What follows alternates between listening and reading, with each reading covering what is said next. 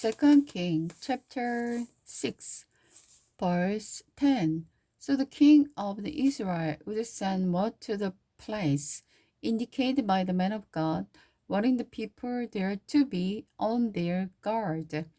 This happened several times. The king of Aram became very upset over this. He called in his officer and demanded, "Which of you is the traitor who has been informing the king of Israel of my plans?" "It's not us, my lord," one of the officers replied. "Elisha, the prophet in Israel, tells the king of Israel even the words you speak in the privacy of your bedroom."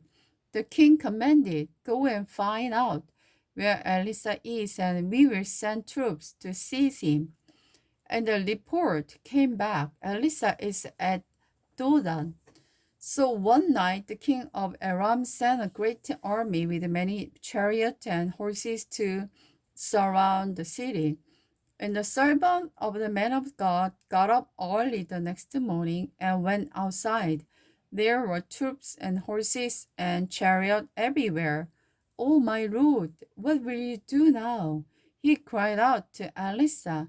"Don't be afraid," Elisha told him, "for there are more on our side than on theirs." Then Elisha prayed, "O Lord, open his eyes and let it see." The Lord opened his servant's eye, and when he looked up and he saw that the hillsides around Elisha were filled with horses and chariots of fire. As the Aramean army advanced toward them, Elisha prayed, "O Lord, please make them blind." And the Lord did as Elisha asked. Then Elisha went out and told them, "You have come the wrong way. This isn't the right city. Follow me, and I will take you to the man you are looking for." And he led them to Samaria. As soon as they had entered Samaria, Elisha prayed, "Oh Lord, now open their eyes and let them see." And the Lord did, and they discovered that they were in Samaria. When the king of Israel saw them, he shouted to Elisha, "My father, should I kill them?" "Of course not," Elisha told him. "Do we kill prisoners of war? Give them food and drink and send them home again to their master." So the king made a great feast for them and then sent them home to their king. After that, the Aramean raiders stayed away from the land of Israel. Ben-Hadad besides Samaria. Sometimes later, however, the king Ben-Hadad of Aram mobilized his entire army and besieged Samaria. As a result, there was a great famine in the city. After the war, even a donkey's head sold for 2 pounds of silver, and a cup of the dove's dung cost about 2 ounces of silver. One day, as the king of Israel was walking along the wall of the city, a woman called to him, "Please help me, my lord the king." "If the Lord doesn't help you, what can I do?" he reported. "I have neither food nor wine to give you." But then the king asked, "What is the matter?" She replied, "The woman proposed that we eat my son one day and her son the next. We cooked my son and ate him. The next day I said, 'Kill your son so we can eat him.' But she had hidden him."